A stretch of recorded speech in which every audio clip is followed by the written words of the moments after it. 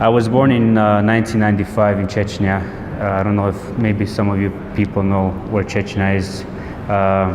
We had a very rough time. I was born during the first Cold War we had in 1995 with Russia. So I was forced to flee my country. 1998 we came back, and then unfortunately 1999 the second Cold War started, and luckily we made it out alive. I moved to Azerbaijan, and I lived there for 6 years before moving to Canada. So I've been moving from place to place, and alhamdulillah, everything is going well. So I came to Canada in 2005. When I first came here, I didn't know English. I didn't know no one. I don't even know how we got to Canada, to be honest. You know, my mother always just wanted a better life for me and my family. My father passed away when I was 7, so it was very hard for my mother. I have 3 older siblings. I'm the youngest one, so it was very tough when we first came. And what I remember is when I first came to Canada, the hardest part was trying to fit in with everyone else, because everyone was different culture, different religion. You know, the language was different. It was so difficult to fit in with everyone, you know. But my family always taught me to be proud of who you are, you know, always show who you are, be proud of where you come from, be proud of your religion. So that always stuck with me. And me being a white kid, when I was young I had blonde hair actually, so I was, you know, you would never guess I'm a Muslim. And at school, when I would tell people like I'm a Muslim, they'll be surprised, like, you're a Muslim, you're white, how can you be Muslim, you know? But that was when I was young, so maybe people didn't know. And I would get mad from it. I'll be like, what do you mean I'm not Muslim? I'm Muslim, you know, and I'll defend it, you know. I was a grade 5, 6, but I was always proud of who I am, you know. And there's been times sometimes I got into fights with some people because I was too into it. Like I was, you know, they would argue with me. I don't believe you're a Muslim, and I'll be like, are you crazy? I'm Muslim, like, you know, and I'd start fighting with them. But alhamdulillah, it went well. Everything is going well so far. What I want to mainly focus on is for the youth and even for the elders. The message I want to give out is. We live in a world today, like, you know, Islamophobia is very strong, and you know we're in a different country. They feel like we're not from here, we don't fit in, you know. And what I want to say is, don't be afraid to show your identity. Wherever you are, you know, be proud of who you are. Be a proud Muslim, you know. Don't hide it. One very touching story I want to share with you guys. It made me stronger as a person myself, and my iman also. It was one time we were at the first one was we're at a library sitting down with a bunch of friends. We're talking, you know, and we all have that Muslim Pro app. When the prayer at time comes, it comes up, you know, notification comes. So we're all sitting, we're having a beautiful chat, and it was time to pray. And one of our brothers, mashallah, is very famous now, and he's surrounded with Hollywood people, and he's very, he doesn't hide who he is, you know. He's around a bunch of, you know, non-believers and a bunch of rich people, but he always, when it's time to pray, he prays, when he's not afraid to show his identity. And this is what really touched me. So he said he excused himself and he went to the washroom, took wudu, I didn't know, and he was praying in the corner behind the bookshelves in the library. And I just happened to look over and I seen him praying, and that night I was so embarrassed that, like, he's praying and I'm sitting here not praying. You know, it's time to pray, and I'm afraid because, you know, people are gonna think something of me. They're gonna say, oh, what is this guy doing, like praying here, like what is he doing? Some people don't know the prayer that we do. They might think we're doing yoga or something, you know, so they might be like, this guy is crazy, you know, bowing down on the floor, and you know. So I had that feel, and I believe most of us, you know, some of us are afraid of what people might think of us. And it was that time that really hit me. That night I couldn't sleep because I was so embarrassed of myself. You know, this guy is praying, subhanAllah, and here I am sitting down, and, you know, afraid to pray in front of everyone else. After that night, everything changed, you know. And second time, another time we were sitting with the same person. We were at a restaurant eating, and it was time to pray, and he wanted to excuse himself. So this time I stopped him. I said, "You're going to pray, right?" He's like, "Yeah, I'm going to pray." So alhamdulillah, I took my wudu and I went and I prayed with him outside. And I felt so good. People, I could see from the side, people walking by, looking at us. I could feel them staring at us. But I was so happy. I was so into it, and I didn't care what people think at that moment. Because at the end of the day, when we all die, they're not going to be answering for us. We have to answer for ourselves, and we have to be proud of who we are. So this is just a message I wanted to give out to everyone else. Maybe the elders, sometimes we find it difficult to pray because we have work and so on, and maybe some of us are afraid to show others that what we're doing. But I just want to say that at the end of the day, you're not doing it for them. You're doing it for yourself. So don't worry about what others think of you. Worry about what Allah thinks of you. And always have taqwa. The situation I like to use an example is if you were put in a room and you were told to sit there for 2 hours, and you got all these activities around you that you want to do, but they said don't do it. We'll give you 2 hours, and after 2 hours, we'll give you a reward for not doing it. And you have all these cameras watching you, And here you are sitting wanting to do something, but you can't because you got all these cameras watching you, because you want that reward. And if you do it, the camera will catch you. SubhanAllah, what we forget is that Allah is always watching us. Sometimes we might think, oh, no one sees me, I'm going to do something, but we don't realize that Allah subhanahu wa ta'ala is always is there to see us. He sees everything that we do, and that's what I want to say. I want to give this message out to the people, inshallah. Maybe it will touch some people and help some people in some way or another. But it sometimes takes a person to say something, or sometimes it takes actions for someone to do to make someone realize. And for me, the action was my friend that showed me through the prayers that he did to be proud of who you are and be happy to be a Muslim. So Jazakallah khair for everyone, and inshallah make dua for me, and I got big plans ahead of me, inshallah. I just signed a promotion contract with one of the best promoters in the world, Eddie Hearn, Matchroom Boxing Promotions. Now I have 3 fights. I won all 3 fights, first round knockout.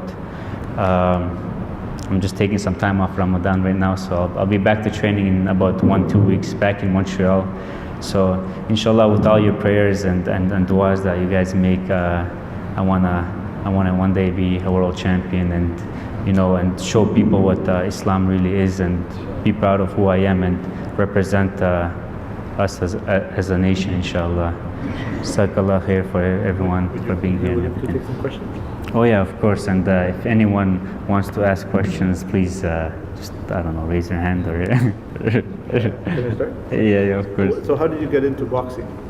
The boxing was really interesting. How I got into boxing. Actually, my first sport was soccer. Like, I was a really good soccer player. I loved soccer. When I came to Canada, my older brother, he was always into fighting sports. He did karate, kickboxing. When he came to Canada, he started boxing. So because he was boxing, he kind of forced me into it. He wanted me to learn self-defense, and he would take me to boxing. But boxing it's a sport that you don't learn overnight. So me as a person, I like to be the best in everything I do. So when I first came, I wasn't good. I hated it, because everyone was better than me, and everyone was beating me up. So sometimes I would fake that I'm asleep, so I don't go to training. But my brother caught on to that trick, and then that's it. That was over from that. I had no more excuse to leave it behind. So eventually, I started having fights, and I was winning one after another, and I was beating really good guys, and I became national champion, Canadian champion, and at that time I was doing both soccer and boxing, and I was actually offered to go to England for soccer because we had tryouts for soccer. We had a training academy here in Toronto, and they liked me and they wanted to take me back, but it was that time I had to make a decision. It's either soccer or boxing, and I left the sport of boxing behind that I've been doing for so many years, and then I chose boxing. So alhamdulillah, I think I made the right decision, so everything is all right so far. Any other questions? I think everyone wants to go to sleep. Yeah, brother.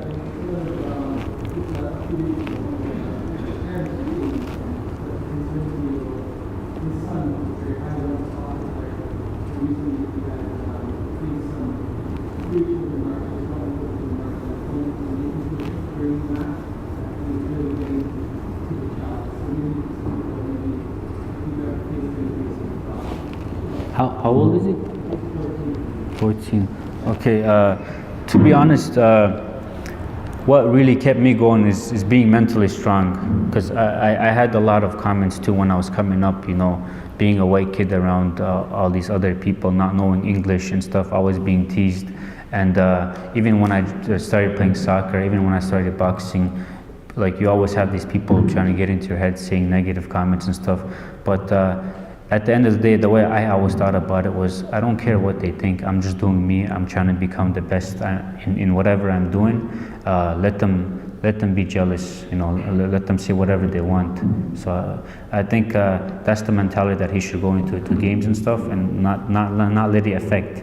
Just be mentally strong and think to himself that whatever he says, it doesn't affect me. I don't care. You know, I'm just gonna play my best and just do my thing. What about the Islamic? You were saying about the Islamic phobic. So to be honest, the Islamic phobic thing is, I think it always exists. It always existed. You know, one thing for us to do is just, like I said, just try to ignore it. You know, be happy of who you are. Just because they make these comments and stuff, don't try to hide it. Don't try to, you know, then think to yourself, oh, okay, if I tell them that, oh, I'm not Muslim, if I'm not this, they're gonna stop teasing me and stuff. Just like I said, be mentally strong, you know, and make dua to Allah. Say, ya Allah, help me, you know, make it easy for me, and just have a strong faith, and inshallah everything will pass. Yes, brother. First, I'd like to thank you for being a very good role model. I have my son here at 14, alhamdulillah. This is great. He plays sports as well. So it's good to see Muslims like yourself, you know, using the time and reaching out to the youth, alhamdulillah. My question to you is, once you step into the ring, before you do, is there any particular dua that you fit? Jazakallah khair. Firstly, I'm very proud to be here. I'm very happy to be here. Actually, Suraj and Sheikh Shakir, I met them in 2015 when I was getting ready for the Pan American Championships here in Oshawa. And I came to the masjid to pray, and this is how I met them. And since then, we've been in contact. So, Jazakallah guys for having me here. Going to the ring, boxing is all mental, to be honest, because before a fight you have so many thoughts, you know, because you go in there to fight. It's very different from other sports, and I'm not gonna lie, I get nervous too. I think we all get nervous, and well, one of the things that really calms me down is I just think about the rizq, you know. If it's meant to be, it's meant to be. If it's not, it's not. That's how I go into the ring. I go in there, I don't think about, you know, losing or like, you know, getting hurt or this. I just go in there to, okay, I trained for this fight. I worked this hard for this fight. I'm just gonna try to perform, you know, and leave it all in the hands of Allah, you know. And that I don't like. I make all kind of du'as when everything I know. I read all the surahs that I know. You know, I only know about 11, 12 surahs. I read all the surahs that I know. I read all the du'as that I know, and what's more interesting is that even when I'm fighting, sometimes I try to do zikr while I'm in the ring. Alhamdulillah, subhanallah, and I know that gives me power. Like in 2000, I have a I don't know if we have time, right? I have a very interesting story about the 2015 Pan American Games. My finals, I was fighting on Friday. I was fighting a Cuban boxer who's been 2 times silver medalist at the Olympics and 2 times bronze medalist at the World Championships. So I was a big underdog. I wasn't supposed to win the fight. Everyone thought I was gonna lose, and I was only 19 at the time. I was 20, I think. Yeah, 20 at the time. And was a lot younger, not experienced as the Cuban is. He's been to all over the world. So everyone thought I was gonna lose, But I was going in there to win the fight because I know I had great training camp and everything. But the point is, it was on a Friday. And Friday, we have the Jummah prayer. And our bus leaves around 4, we were in Toronto where we're located. We had to come to Oshawa. So we'd leave around 4 o'clock. The fight started at 7. And usually my routine is I take a nap, but because it was Jummah, I didn't take a nap, and I set my alarm in the morning after I had a breakfast to go to Jummah later on at 1 o'clock. I think it was that time, and that day was so hot. It was like 35 degrees. It was so hot, and the location was downtown Toronto. The mosque I went to was Umar bin Khattab. But that day when I was sleeping, I had a dream. SubhanAllah, I had this dream that of I thought of myself that I was missing the Jummah prayer. Like I was sleeping and I went to the mosque. This is my dream. I thought I was gonna miss the prayer. I woke up in my prayer. In my dream, I walked to the masjid, and I'm in the masjid. I'm telling everyone, make dua for me. I'm fighting this guy that everyone thinks I'm gonna lose. And then my alarm goes off. I wake up and now I say, okay, I have to go to the mosque, I have to go Jummah, because at first I was planning not going, because I was like, I got to rest today. I have an important fight, I wanted to rest. So I'm like, okay, I had this dream, I have to go to Jummah, I can't miss this, I have to go. So I go, I come back, and I'm taking the bus to the fights, and I feel so tired, I was drained out because I walked to the masjid, I walked back, it's so hot. I didn't even get a proper rest, and I'm thinking to myself, "Ya Allah, help me out there, I came to the mosque to pray, give me some energy, So I'm warming up in the change room. I still have no energy, nothing. I don't know what it is, And then I think it was time for Maghrib prayer or something. So I did my Maghrib prayer there right before the fights, and I'm still tired, I'm like, what's going on, And as soon as I walk into the ring, SubhanAllah, I don't know where I got this energy from. I felt so strong. And if you watch, I think my fight's on YouTube. If you watch the fight on YouTube, I'm all over the guy. I'm just going crazy. I had so much energy, and Alhamdulillah, I won the fight. It was such a great feeling. And Canada didn't win gold medal for 40 years because the Cubans always win the gold medal. And in boxing, yeah. And the last person that won the gold won by disqualification, and that was 40 years ago. So this was a big accomplishment for me and for Canada, a refugee, an immigrant coming to Canada and raising their flag, So alhamdulillah, it was great. What year was that? 2015. I think there was a question. Yeah, right. I was just gonna. You're talking about praying in public and stuff like that, but what makes you not think about what other people think? You know what I mean? What makes you stop caring? Or what helps you to not care? The thing that touched me is my friend. He's very famous. Everyone knows him. The poet, Mustafa the poet. And Mustafa the poet. And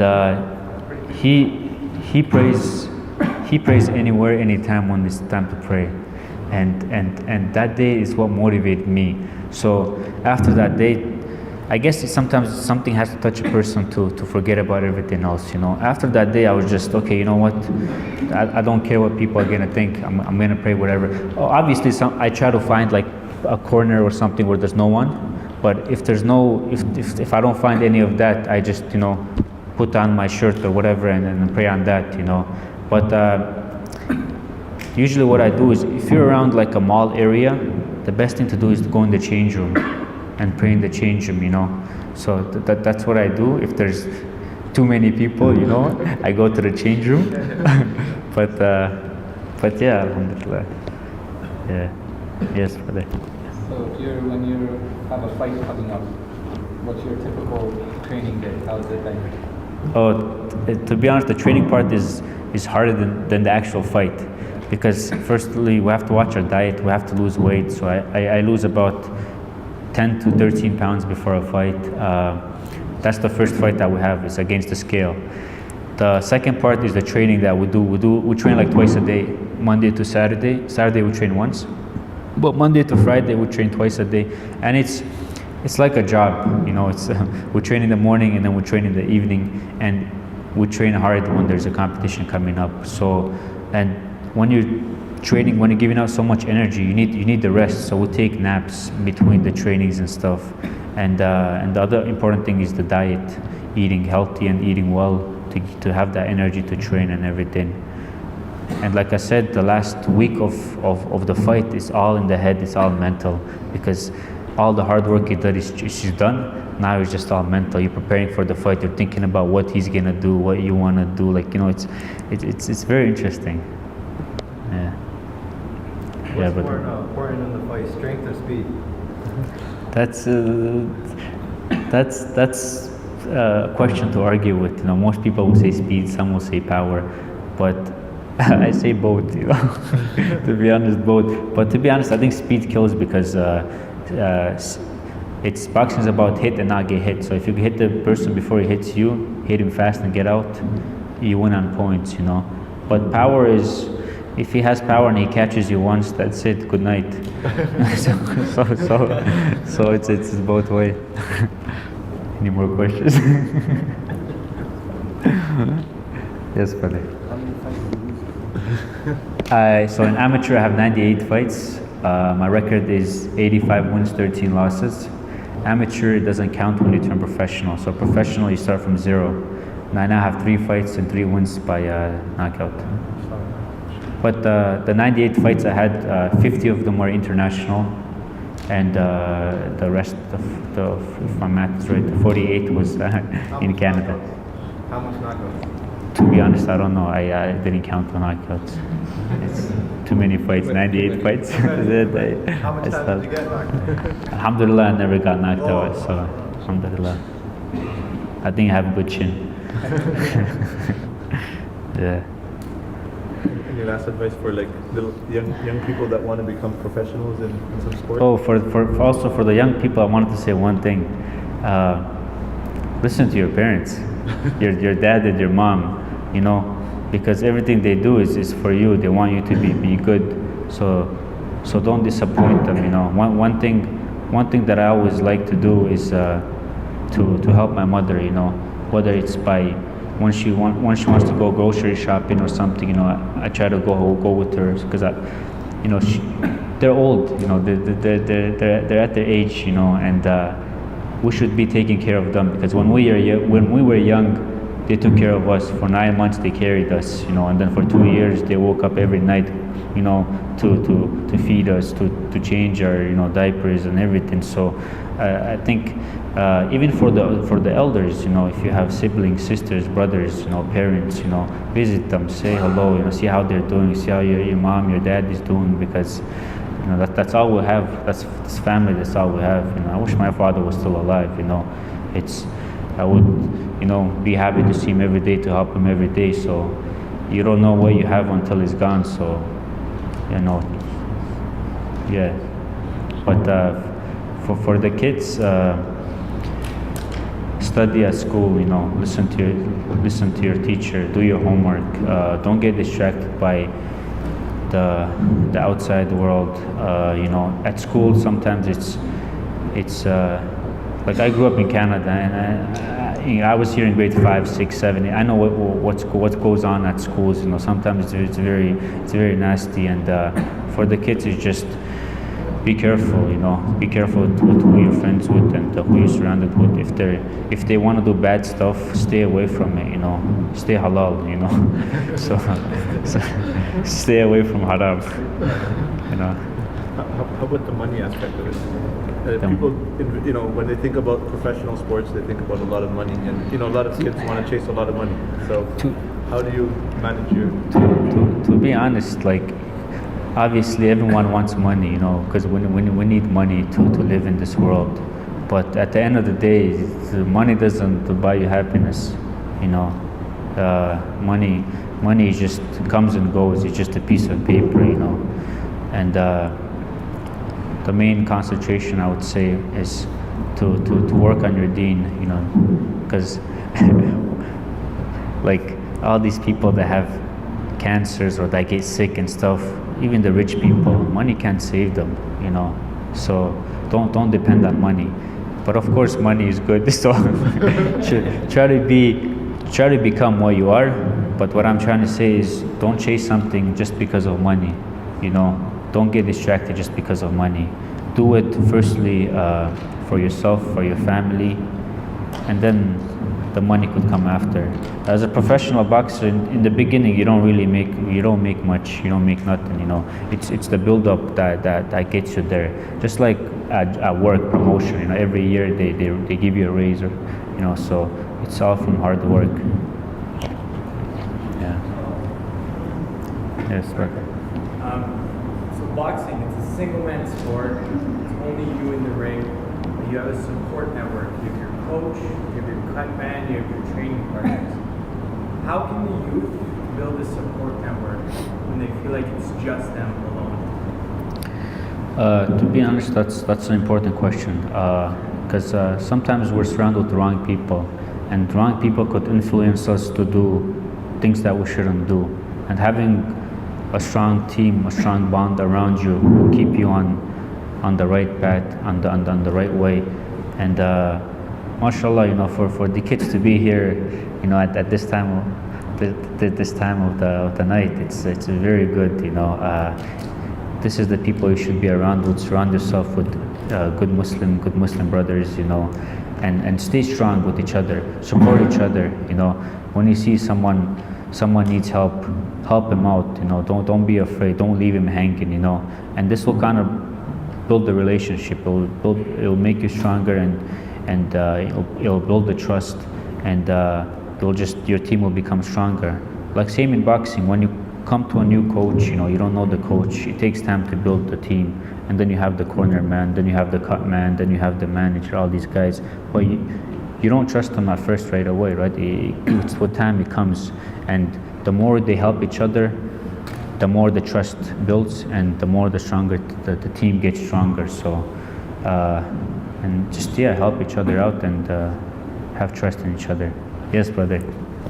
So, you said you lost about 30 fights. Uh-huh. So, like, when a player walks over to the sport, there's this, demotivation, there's this mental low that comes in. So, what do you do to come out and, get back on track and motivation? To be honest, a loss is sometimes better than a win, because when you're always winning, then you kind of relax, You relax because you think you're the best, When you lose, your motivation is just becomes stronger, You're like, I lost, I can't lose again, because when you lose, you feel so bad, And you train harder. That's one thing that I learned. Sometimes the losses that I had, I learned more from it than the wins that I had. But most of the losses that I had was split decisions, like very close fights. And the losses that I had was actually to like very good boxers. I don't want to brag about myself, but it was against good boxers, and I learned more from them than the ones that I had. So, but it's amateur, right? So it doesn't really count. So now the real record counts now as a professional, and every step is very important. So that's why I try to have the best team around me, and have the best diet and best training camp as I can before every fight. How did you get your nickname? Oh, that's a long story. I didn't actually give the nickname to myself. So in 1999, the second Cold War, when it started, the soldiers that were running with me, well, we were caught in the fire when the Cold War started in 1999 in Russia, and against Chechen and Russia, when Russia invaded our country. And we were trying to run out of the country, and people were not allowed to run out. And it was I don't know how we got to Azerbaijan. Azerbaijan is a country close by Chechnya. It's about 5-hour drive, but we got there through forests, through rivers somehow. And one of the times was when the war broke out there, and the soldiers were running with me. I was young, I was 4 years old, so I couldn't run. And they were carrying me, and they were throwing me back and forward. When they get tired, throw it to the next soldier. And they would ask me, "What's your name? Whose son are you?" You know. And I was telling them, "I'm Chechen Wolf, I'm Chechen Wolf," you know. And the Chechen Wolf is, my father used to always tell me when I was young, be like the Chechen Wolf, you know. If someone asks you who you are, tell them you're Chechen Wolf. So here I am, 4 years old, you know, I'm crying, I'm scared. They're running with me, they ask me like, "Who are you, what's your name," you know. I'm like, "I'm Chechen Wolf, I'm Chechen Wolf," you know.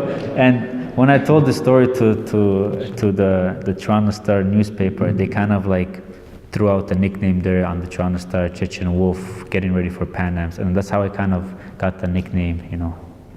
Yeah. Any advice for? We have some sisters here as well. Any advice for the sisters? I wasn't ready for that. I thought we were just brothers, but. Well, in your profession, I guess you see a lot, so. You don't have to answer. If you don't. threw me off guard there. Well, to the sister, like same thing to the brothers. Be proud of who you are, you know. Represent Islam, and inshallah everything will be good. Good.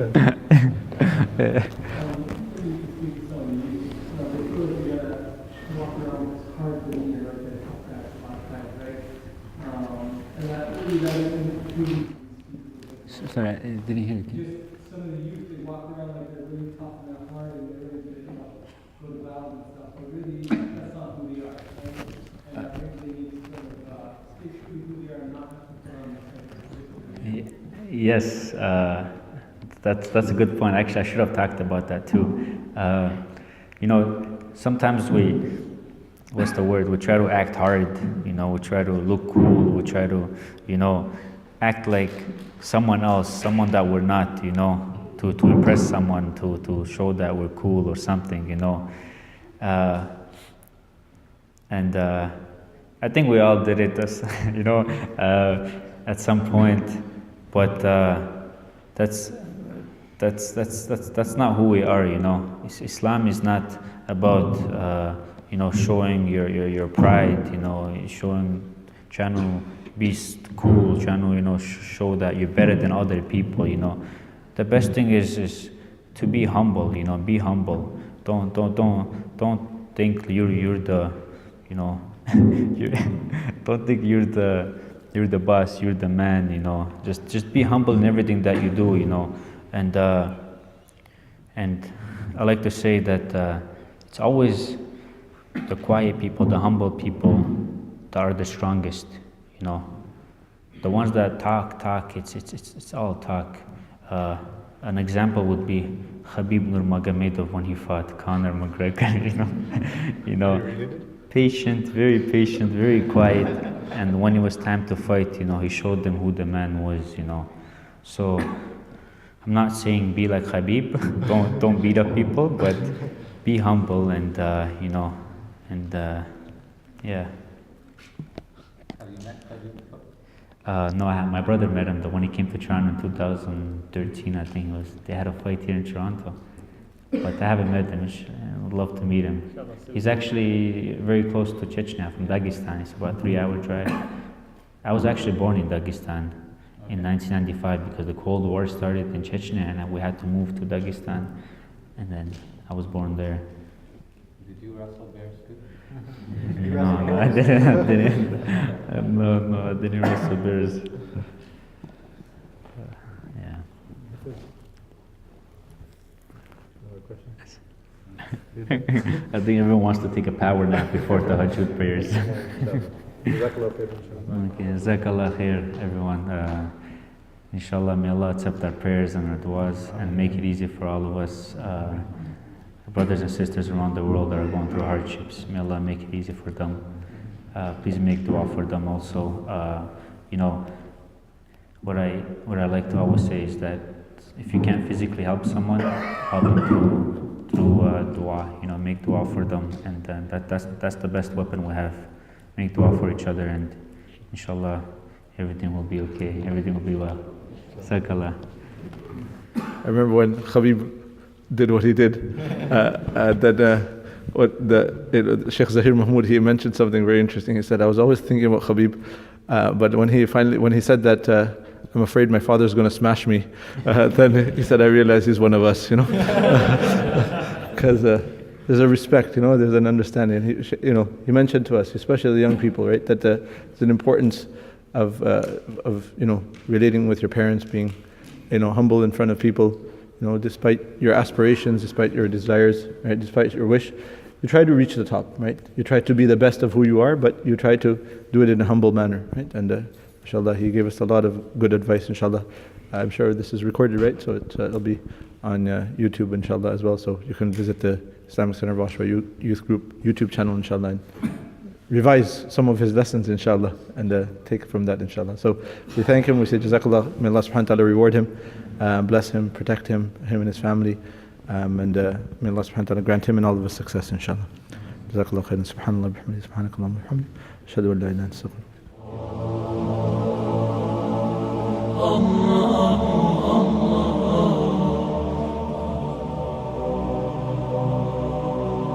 Allah